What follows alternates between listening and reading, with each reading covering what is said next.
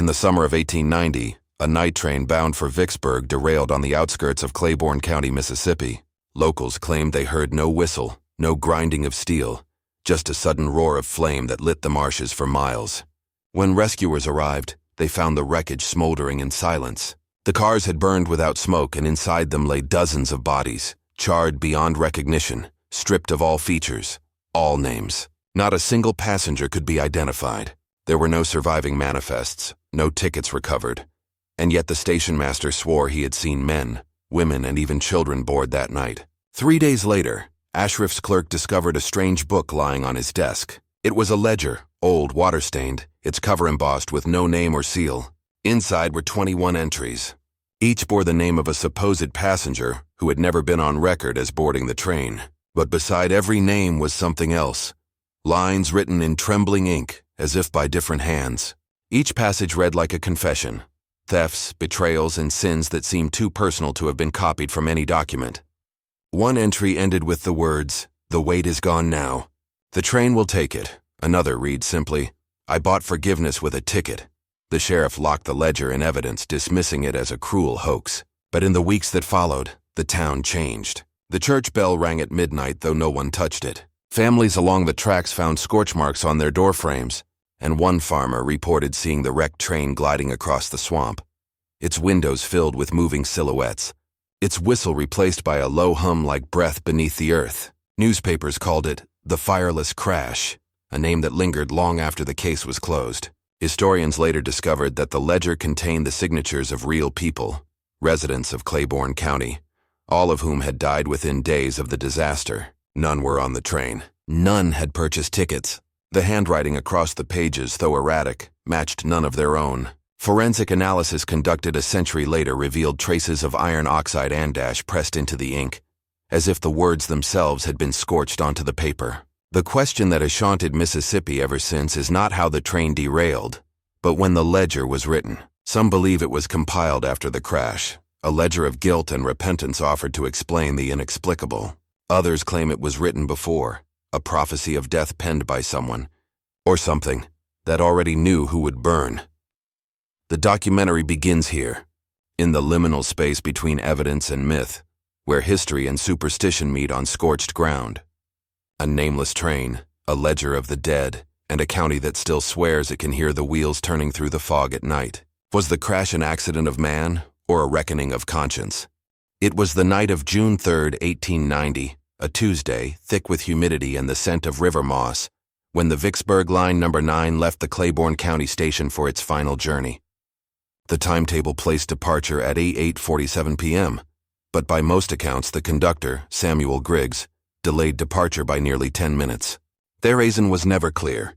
Some said he'd been waiting for a last-minute passenger. Others swore he'd been staring down the tracks, pale and unmoving, muttering about a light in the fog.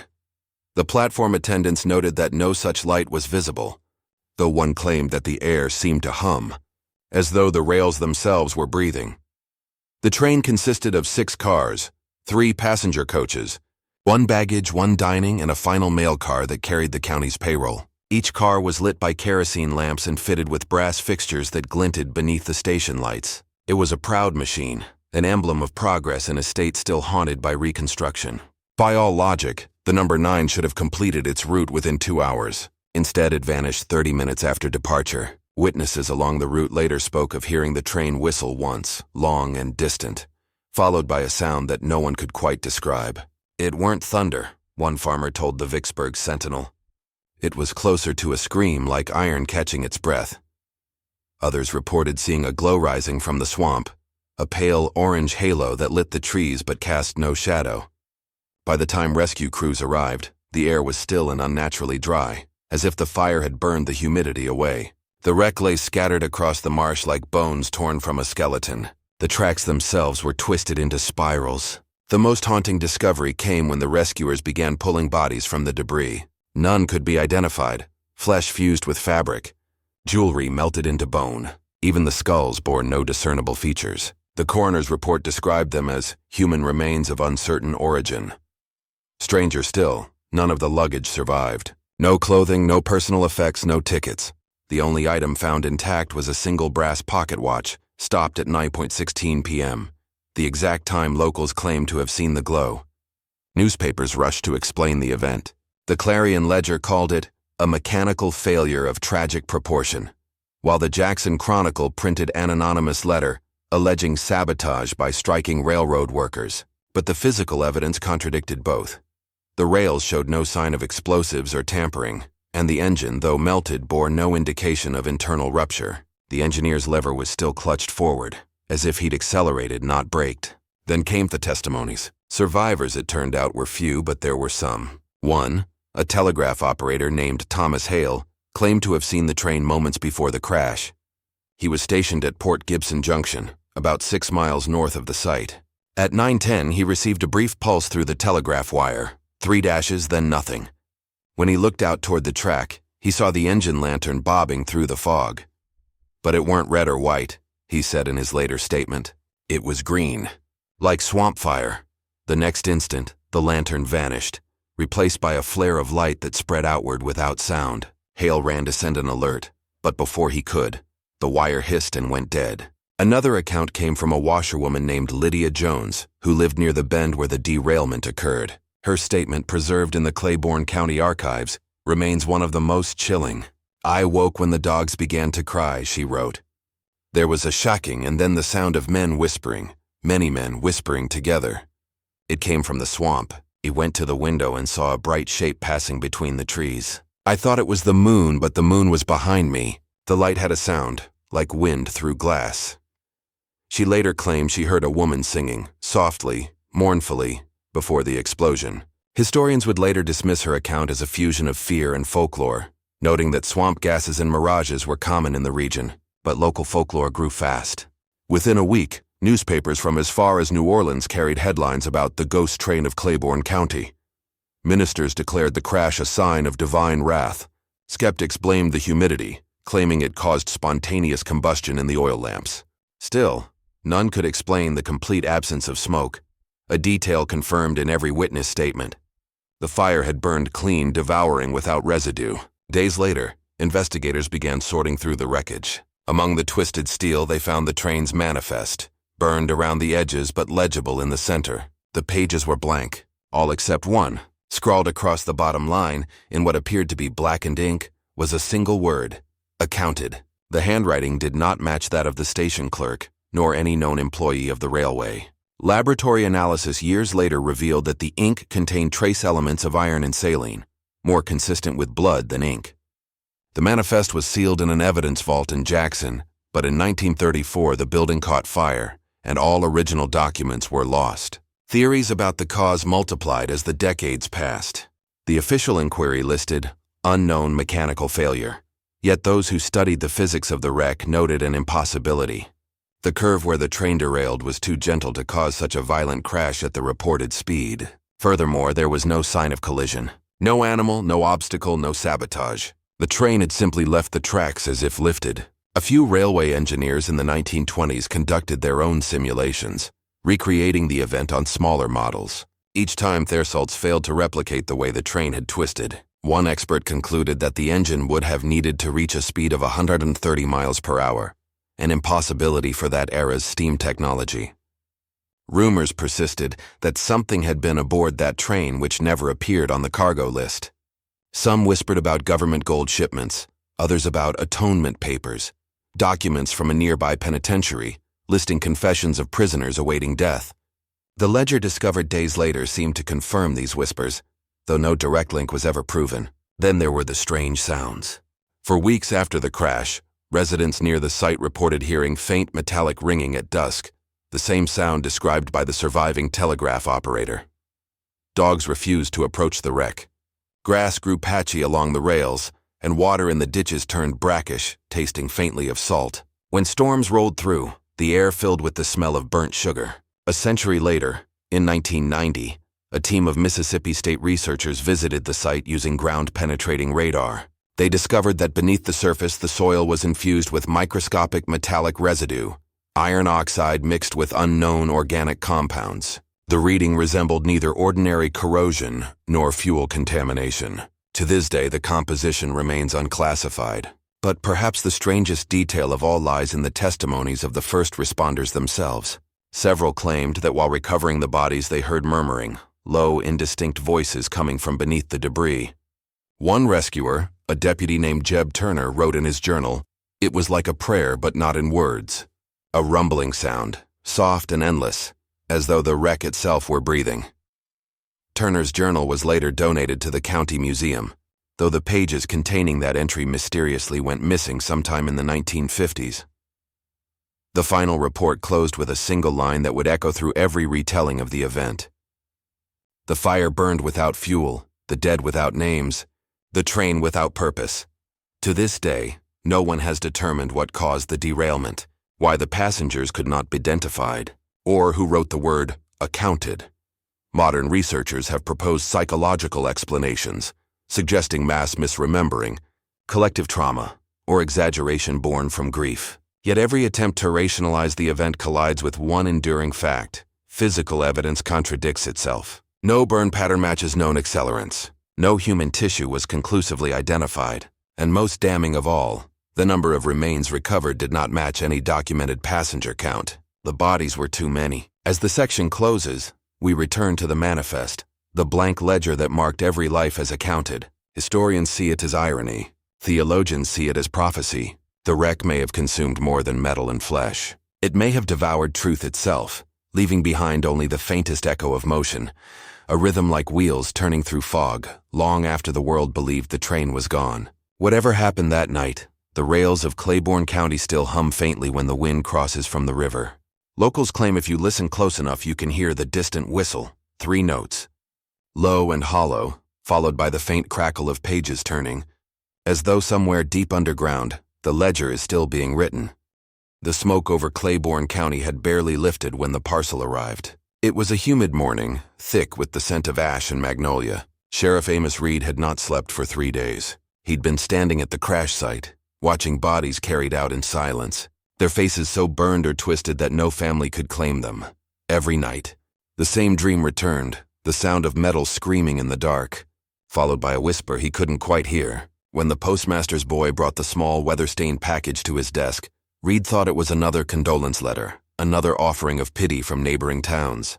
But the paper felt different, dry despite the rain, sealed with wax that smelled faintly of salt. Inside was a leather-bound book, thick and cold to the touch. The cover bore no title, only an embossed mark resembling a circle split by a vertic line, like a ledger's balancing symbol. Reed untied the cord and opened it. 31 names filled the first pages, each written in careful ink followed by a date, and something else. Next to each name, a single word: arson, fraud, theft, adultery, murder. Reed turned the pages slowly, the sound of paper crisp in the still air. Some names had already been crossed out. He didn't understand why until he noticed the dates beside them, each one matching the night of the crash. By noon, the sheriff's office was filled with witnesses, reporters, and townsfolk desperate for explanation. The local newspaper editor, Howard Lyle, ran his fingers along the ledger's edge and muttered, "It's a prank, surely. Someone's cruel idea of a joke." But the handwriting was unlike anything they had seen. Meticulous, almost mechanical, with ink that shimmered faintly under lamplight.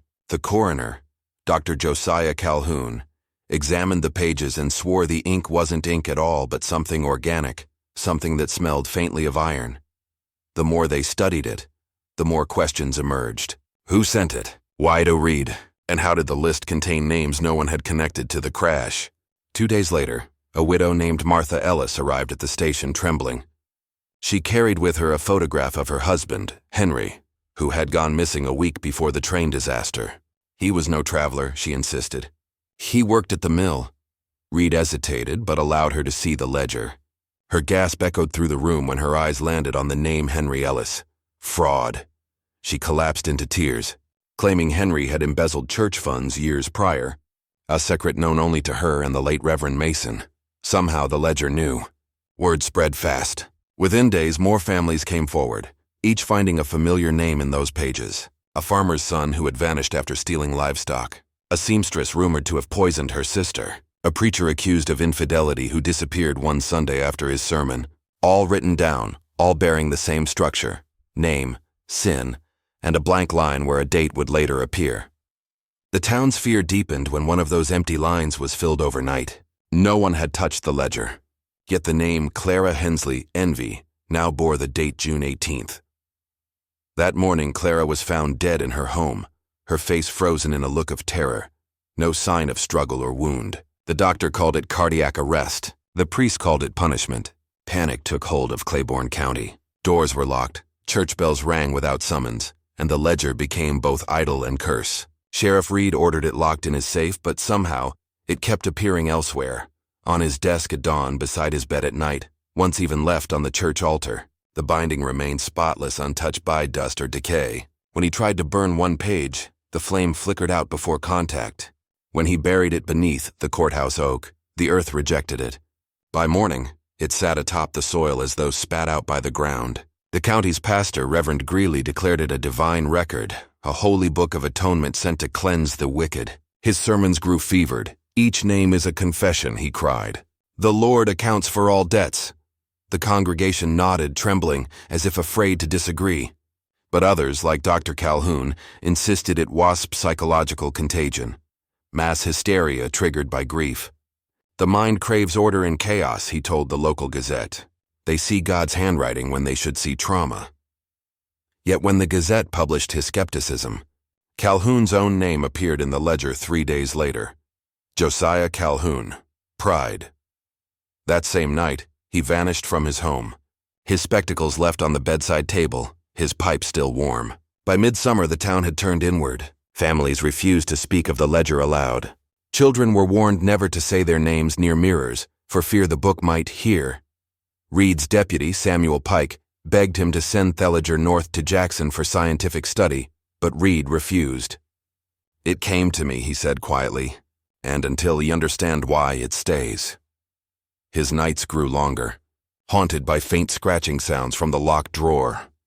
Some mornings, he found new entries written in a handwriting disturbingly like his own. The turning point came in July when a traveling reporter named Louise Carver arrived from Memphis. Carver was known for her exposés on superstition and fraud. She interviewed Reed, examined the ledger under sunlight, and noted that things seemed to pulse faintly when touched. She proposed an experiment: leave the ledger open overnight under observation. Reed reluctantly agreed. They set up a camera, left a lantern burning low, and sealed the office. The next morning, the photograph revealed something strange.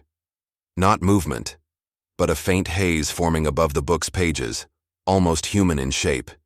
Its outline blurred like smoke trapped in still air.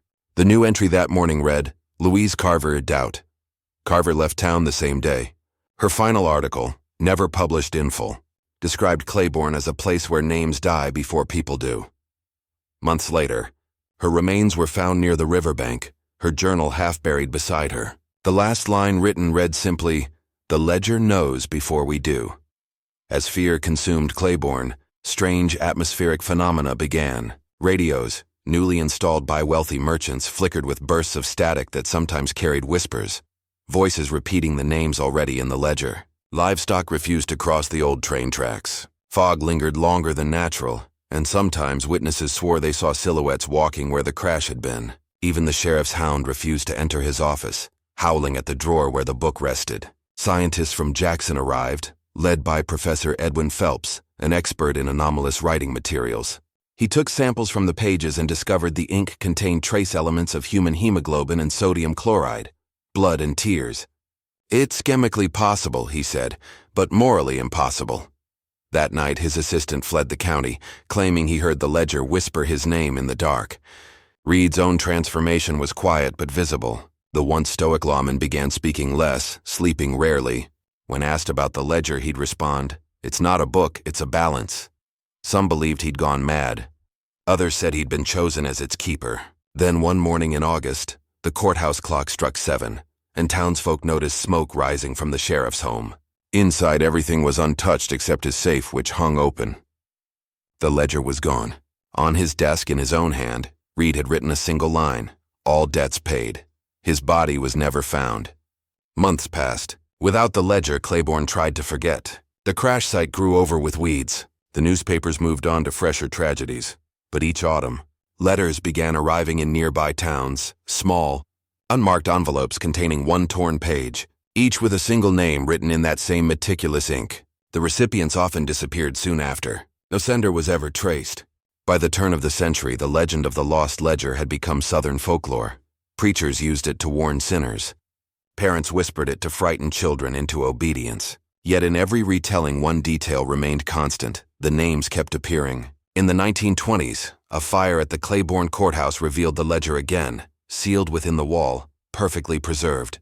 Historians studying it noted that the most recent entry bore the date of the fire itself and the name of the man who found it. Today, the ledger rests in a museum vault, locked behind tempered glass. Its curator refuses to keep it overnight, claiming the air around it thickens after dark. The ink still gleams faintly under artificial light, and when the temperature drops, faint impressions appear across the page margins. Handprints, as if something once pressed from beneath. Scientists dismiss it as soil residue.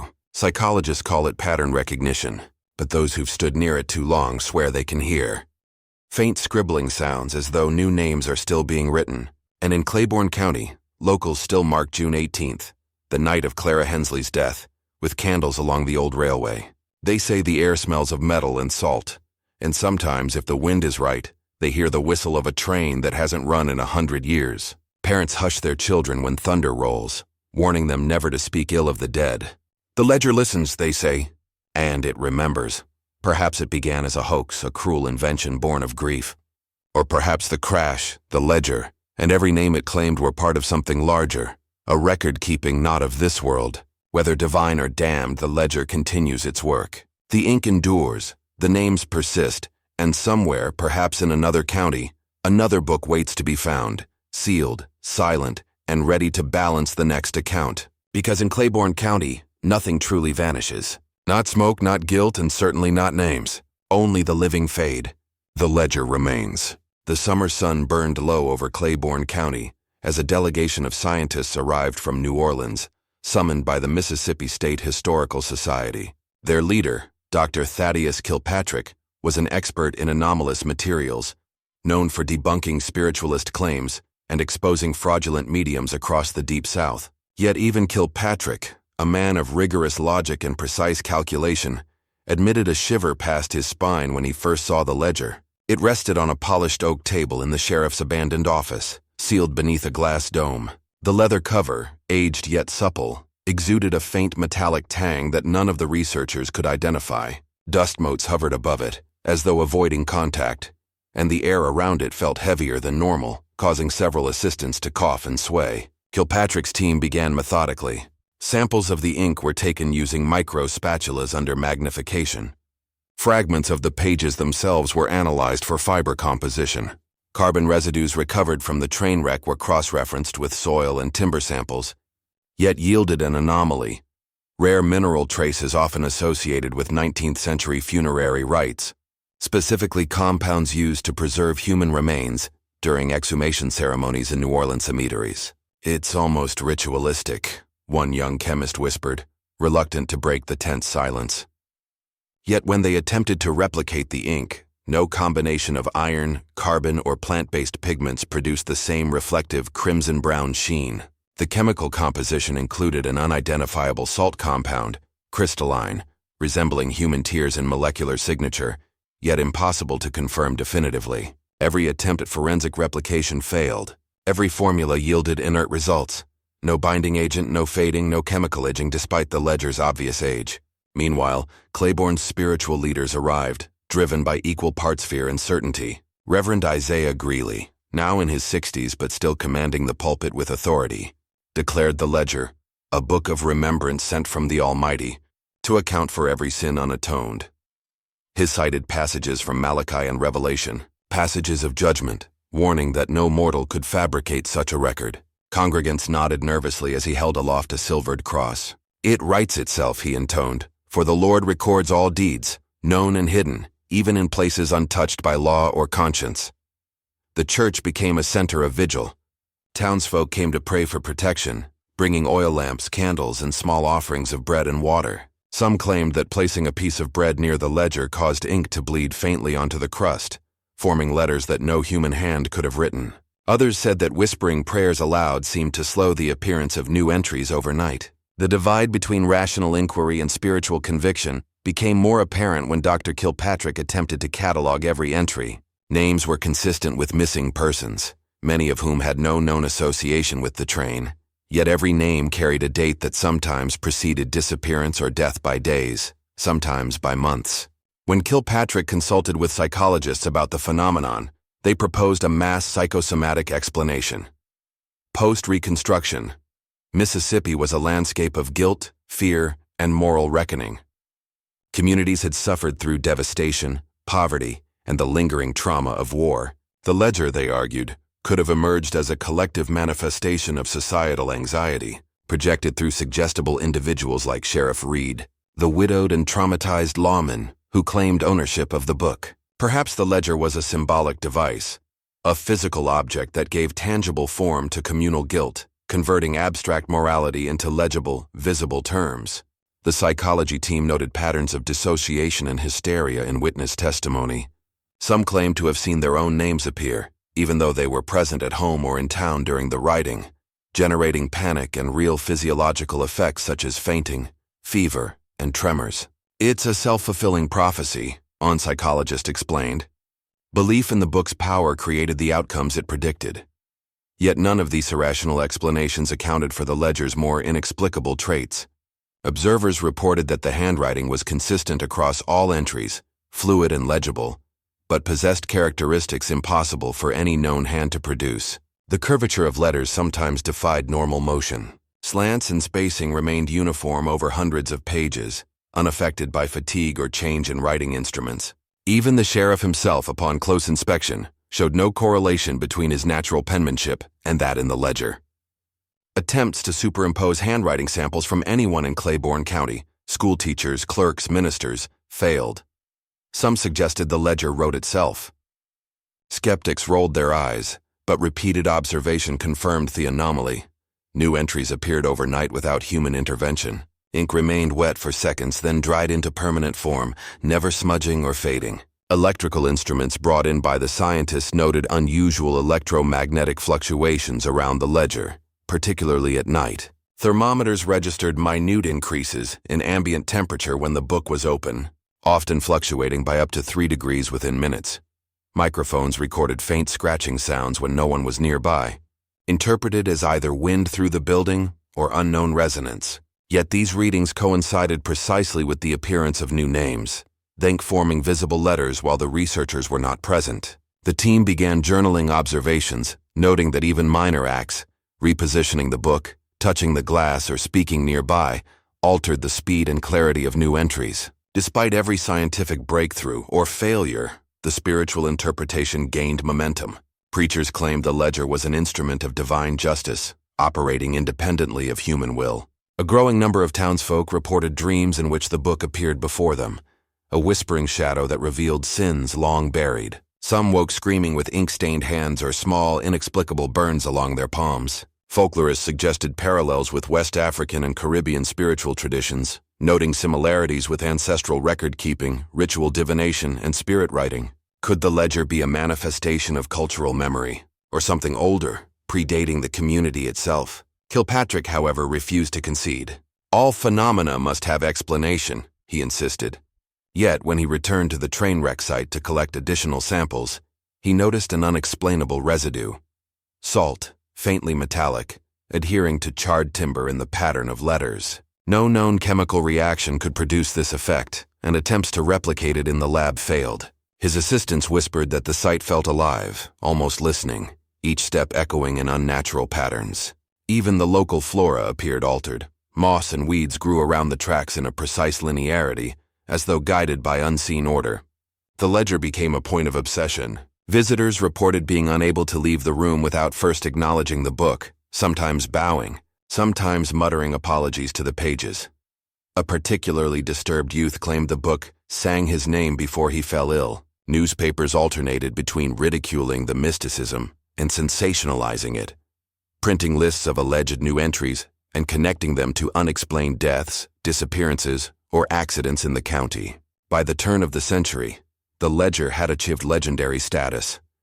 Scientists argued endlessly over empirical anomalies. Clerics preached its divine nature, Psychologists theorized mass hysteria, and folklorists traced lines to ancestral traditions. None, however, could fully account for the singular fact.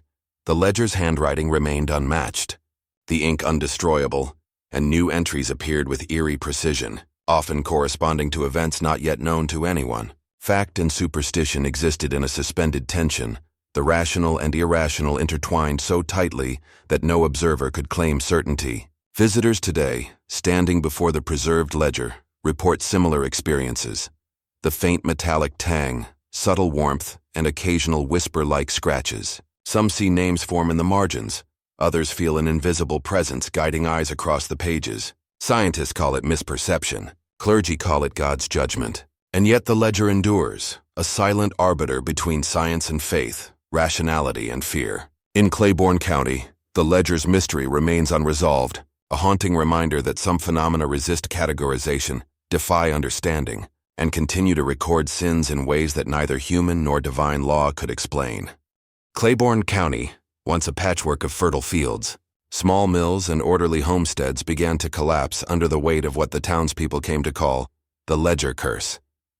In Westbridge, the county's largest settlement, life once revolved around the railroad, which had connected the town to New Orleans and Jackson, bringing commerce, news, and occasional tourists. Streets were lined with whitewashed houses and gas lamps that flickered like watchful eyes over cobblestone sidewalks. But after the train crash of 1890 and the ledger's appearance, the town's vitality began to erode, subtly at first, and then with alarming swiftness. Markets emptied as farmers vanished. Shops closed as merchants refused to linger in a place shadowed by inexplicable death. The ledger, kept under lock and key in the sheriff's office, became both a symbol and a locus of fear. Even when it was relocated to the state archives in Jackson, whispers of its power spread like wildfire, reaching every corner of the county. Residents reported a litany of disturbing phenomena. Those whose names appeared in the ledger experienced sudden illnesses, accidents, or disappearances. One man, Silas Hargrove, whose name appeared on a page dated 3 months after the crash,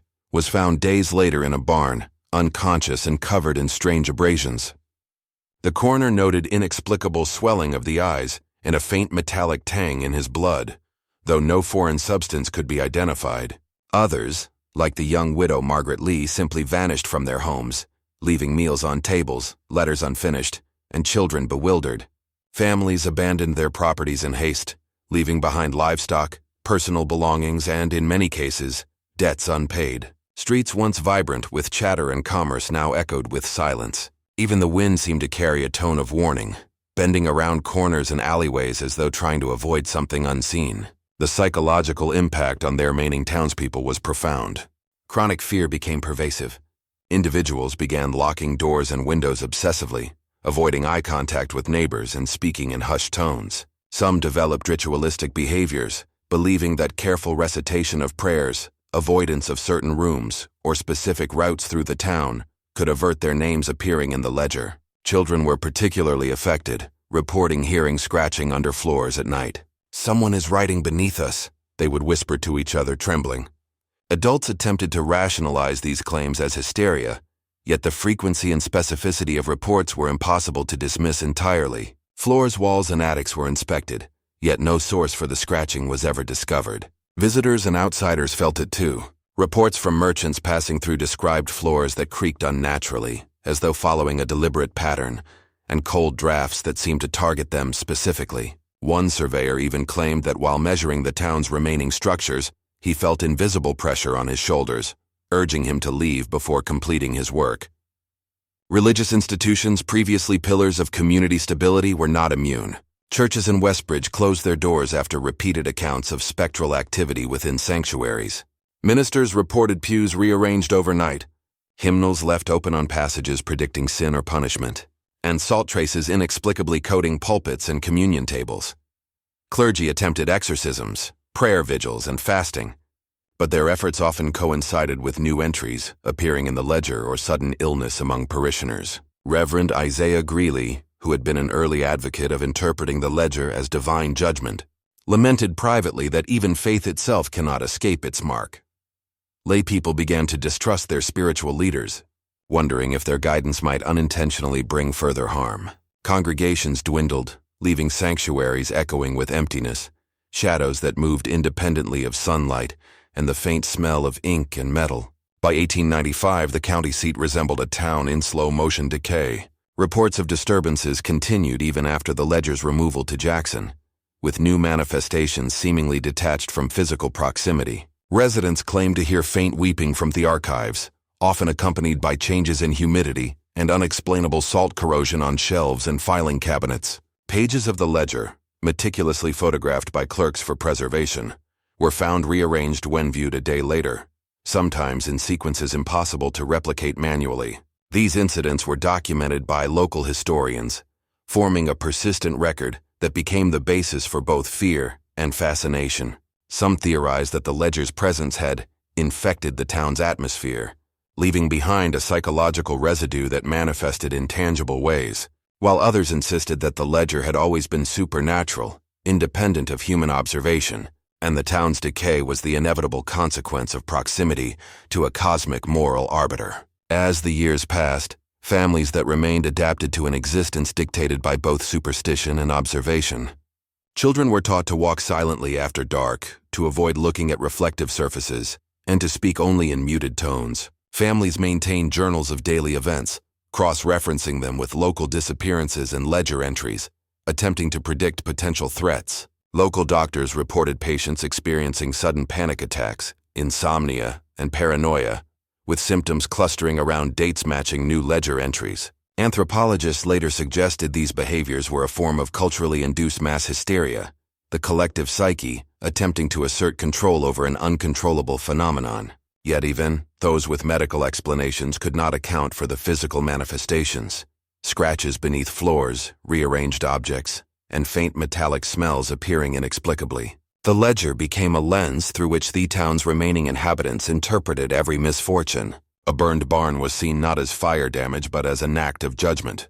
A missing child was evidence of the ledger's predictive power. An illness, no matter how mundane, was read as a precursor to further calamity. This constant interplay between anticipation and observation created a feedback loop, magnifying fear and eroding rational decision-making.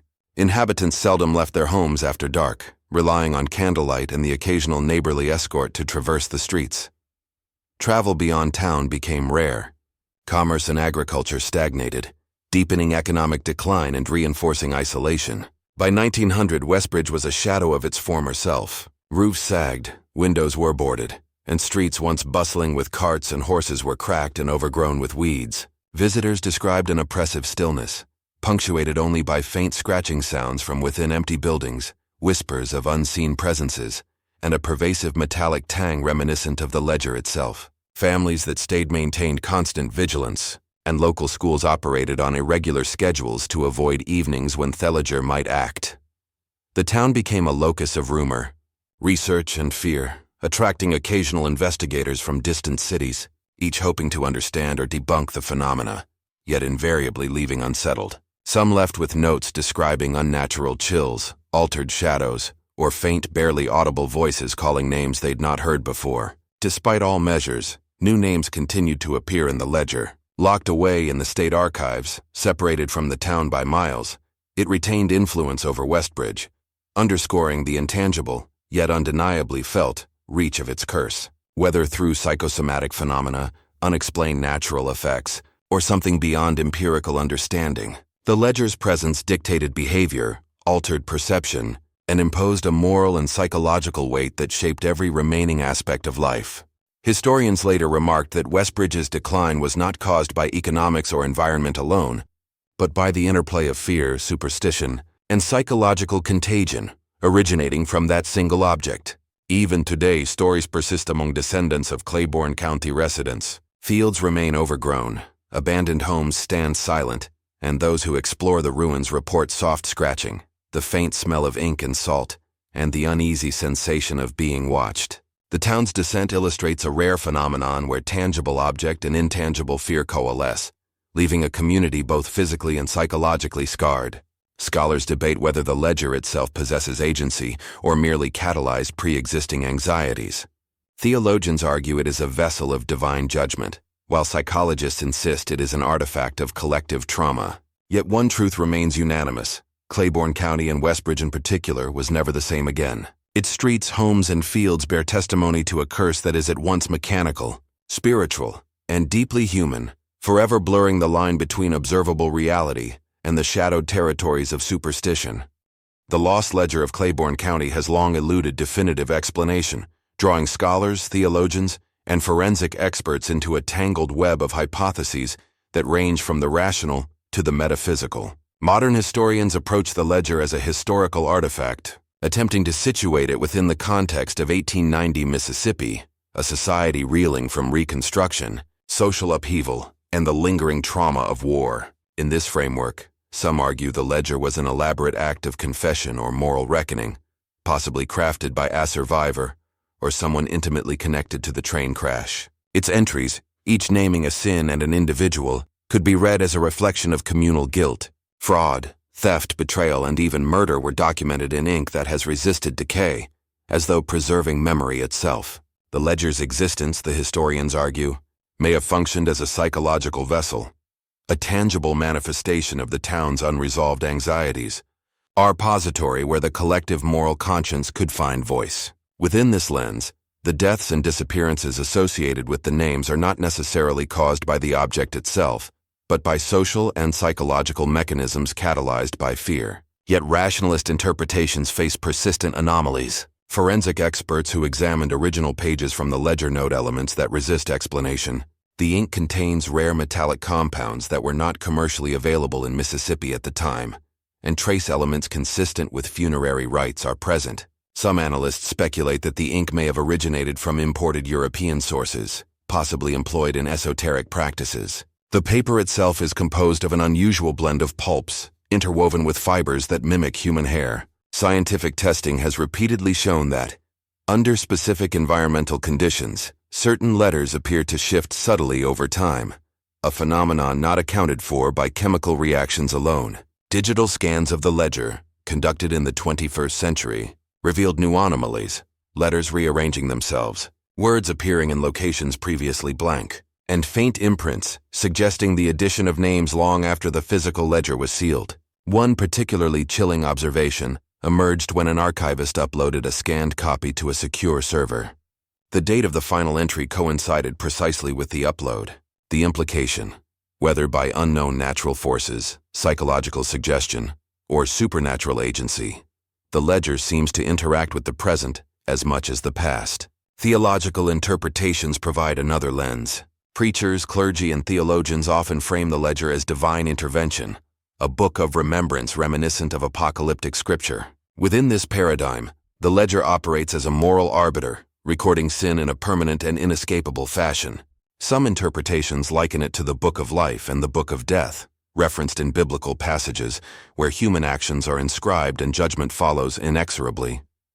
Clerics argue that the ledger does not merely document wrongdoing, it enforces consequences. The train crash, subsequent disappearances, and the town's descent into decay are all viewed as manifestations of divine justice, mediated through an object that transcends ordinary materiality. In sermons delivered over decades, ministers warned congregants that knowledge alone carries responsibility, and that ignoring moral failings may invite calamity. Within this framework, even digital scans of the ledger provoke unease, as if the object's spiritual essence persists, regardless of medium or location. Anthropologists and folklorists approach the ledger from the perspective of cultural continuity and ritual. Parallels have been drawn between the ledger and African spiritual traditions brought to Mississippi via the transatlantic slave trade. In certain West African and Afro-Caribbean belief systems, the act of writing a name carries inherent spiritual authority. Names are believed to contain the essence of a person, and manipulating them can influence fate, health, and even mortality. Within this context, the ledger functions as a mechanism for social and spiritual regulation, codifying moral order while simultaneously acting as a conduit for supernatural agency. Scholars note the intersection between these practices and the ledger's apparent agency. Letters rearranging themselves, entries appearing posthumously, and the persistence of anomalous physical phenomena. The convergence of folklore, ritual practice, and historical trauma underscores the ledger's enigmatic power and invites reconsideration of the boundary between culture and the uncanny. Psychologists have also engaged with the legend, offering explanations rooted in collective cognition and moral contagion. The theory of psychological contagion suggests that fear, grief, and guilt can manifest externally, influencing perceptions and behaviors in ways that mimic supernatural phenomena. When the ledger appeared, communities already living under the shadow of economic, social, and racial tension may have projected anxiety and moral concern onto the object. Each name inscribed could have acted as a catalyst, precipitating heightened vigilance, psychosomatic illness, and, in some documented cases, real-world disappearance or death through accident or self-inflicted harm. This framework interprets the ledger not as an active agent, but as a psychological mirror, a repository reflecting the collective anxieties of Westbridge and surrounding communities. Within this lens, even the so-called anomalies in ink and paper may be secondary artifacts, reinforcing fear through visual cues and deliberate storytelling. Despite decades of research, no single interpretation fully accounts for the ledger's persistent effects. The interplay of cultural, psychological, and spiritual frameworks creates a layered and often contradictory narrative. The object resists categorization, inhabiting a liminal space between artifact and agency, between memory and prophecy. Attempts to digitize or replicate the ledger consistently produce further anomalies, suggesting that its properties may extend beyond the material. Scholars debate whether these effects are emergent phenomena of collective belief, residual trauma, or evidence of something beyond empirical measurement. Each explanation carries both explanatory power and its own limitations, leaving the ledger suspended between interpretation and awe.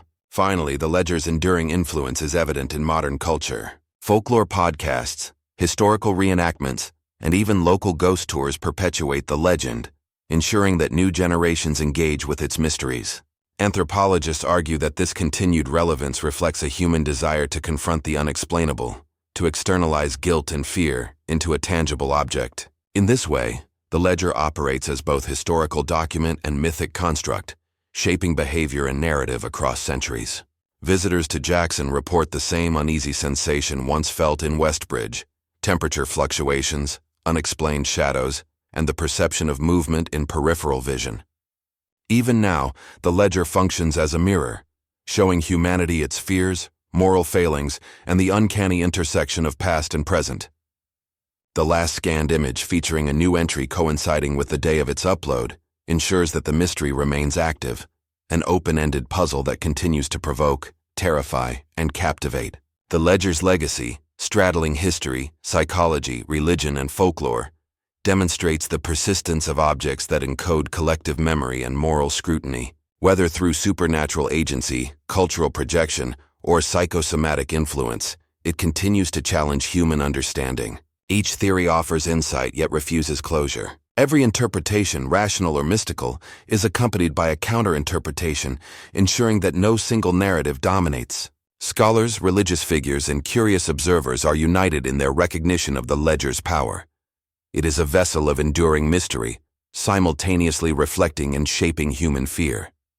The object, the story, and its anomalies form an ecosystem of uncertainty, compelling inquiry while resisting definitive explanation. Perhaps the ledger writes only what we are willing to see, or perhaps it writes us inexorably into its unfolding tale.